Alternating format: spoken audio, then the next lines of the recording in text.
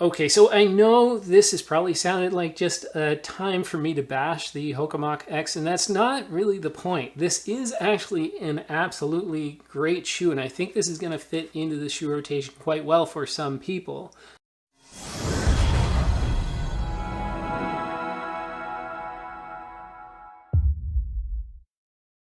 Hi everybody and welcome to today's video. My name is Matt and this is What Matters to Matt, and today we are talking all about the HOKA Mach X. Now maybe it was a little bit too harsh for me to start off this video by saying that I'm not a huge fan, because this is a great shoe, but we're going to go over this shoe starting with some of the specs, then we're going to go over the upper, the midsole, and the outsole, and I'm going to let you know just why I don't think it fits that well into my shoe rotation. It was not exactly what I was looking for in a shoe.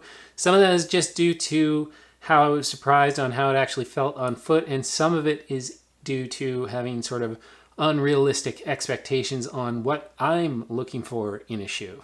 All right, let's get into it. So to start off with some of the specs for this shoe, HOKA is saying that in a men's US size 9, we're looking at 8.92 ounces or 253 grams. The drop on the shoe is 39 millimeters in the heel and 34 millimeters in the forefoot for that HOKA 5 millimeter drop. We are looking at a jacquard mesh upper, and there is plenty of rough outsole. And also, by the way, if you're buying this in the US, you are looking at around $180. For my fellow Canadian friends, $240 Canadian plus tax on the HOKA Mach X. So really quickly, why was I so excited to buy this shoe? And this was probably my most anticipated purchase for the year, because the HOKA Mach X, now over the last couple of years, the godfather, or at least the shoe that really started the movement in the whole super trainer category, the one that everybody kind of reflects back to. We get all these new reviews about the Adidas Boston 12, the SC Trainer version 2, the Magic Speed 3, and practically every one of those reviews reflects back to how does it compare versus the GOAT, the Saucony Endorphin Speed 1, 2, or 3.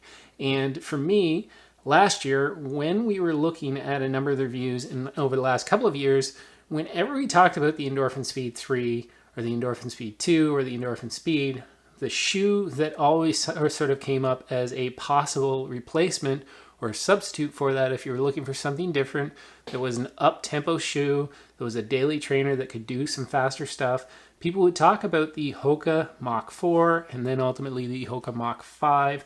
And when I first heard that HOKA was putting out a shoe that was a HOKA Mach shoe that had a plate in it, I thought they were really, really onto something. It's the one thing that we heard from a lot of different people, is that if HOKA could put a plate into their Mach, it could be a game changer. And so they went ahead and did that. But this shoe is quite a different than the Mach. And I think we got to be realistic on what our expectations were for that shoe. When you think about the Mach, you think about light, you think about lots of ground feel, you think about not quite as high as stack height. You do think about fairly soft, firmish, just a really good overall running shoe, daily trainer that you're able to pick up the pace in.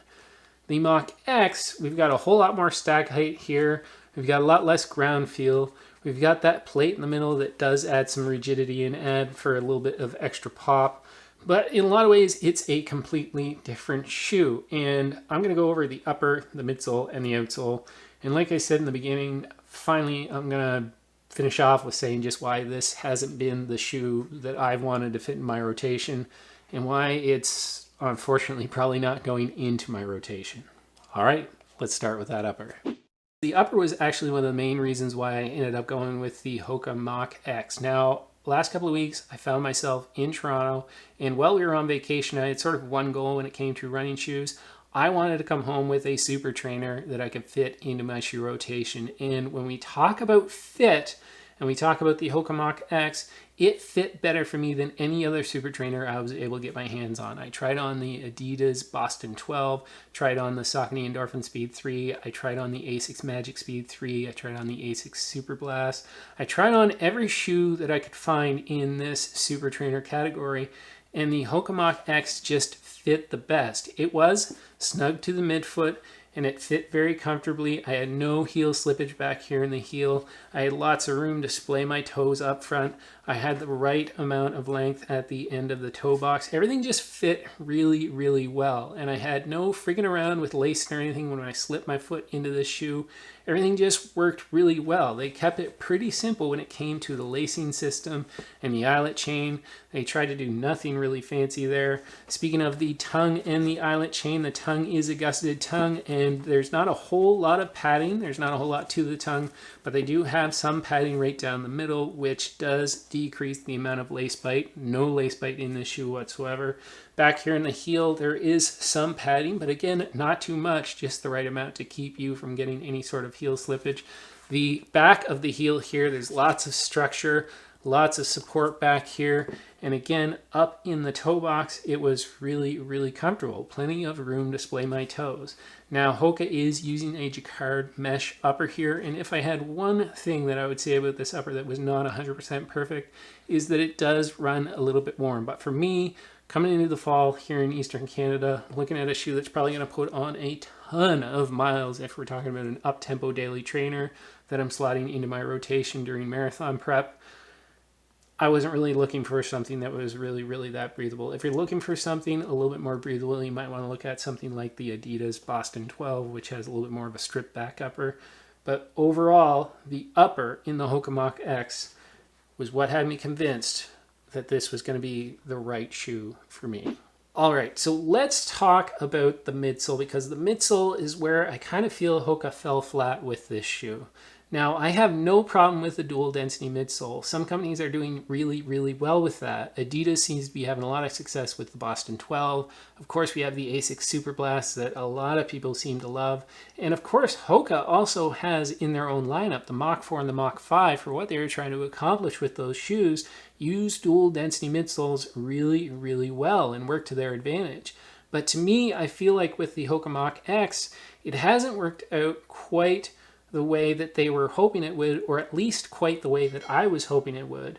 I think what they were trying to accomplish was they were trying to give us some of that magic, like a lot of these super trainers do, of the foam from their racers, from the Rocket X2, that PIBA foam, and then they're giving you a plate, granted a little bit softer than the carbon plate in the P-backs, and then they're providing a little bit more structure, a little bit more stability, a little bit more durability by adding a layer of EVA on the bottom of the shoe.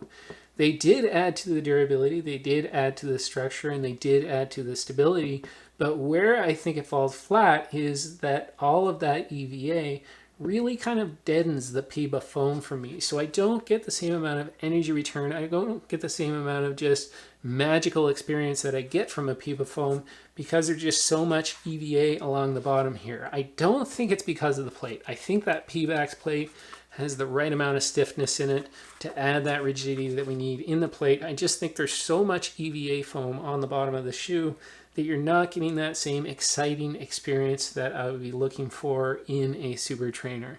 Maybe that's a little bit too much to ask, but for me, when I compare this to something like the Endorphin Speed 3 or the Endorphin Speed 2, which by the way, the other day I went out and did a run where I did a couple of repeats in the HOKA Mach X and did a couple of them in the Endorphin Speed 2. I just enjoyed the Speed 2 that much more because it just had that extra bit of energy return. There was no layer of EVA on the bottom of that shoe getting in the way. So for me, in the next iteration of this shoe, if HOKA was to decrease the amount of EVA and increase the amount of PIBA in the shoe, I think they're more likely to have a winner, and I think they're more likely to have something that's a little bit more exciting. And lastly, we have the outsole of this shoe, and I think HOKA did make the right choice by adding rubber to the bottom of the Mach X when you compare that to the Mach 4 and the Mach 5. But if you are somebody who was really in love with how it felt to run in the Mach 4 or the Mach 5, I think having that rubberized EVA on the bottom of the shoe really did add to some of the magic of how it felt to run in that shoe. So overall, I think it was a really good choice when it comes to grip and durability to add some rubber to the bottom of the shoe, and I think they added the right amount. But if you were a lover of the way it felt to run in the Mach 4 and the Mach 5, the rubber on the bottom of the Mach X might give you just a little bit of a different ground feel experience.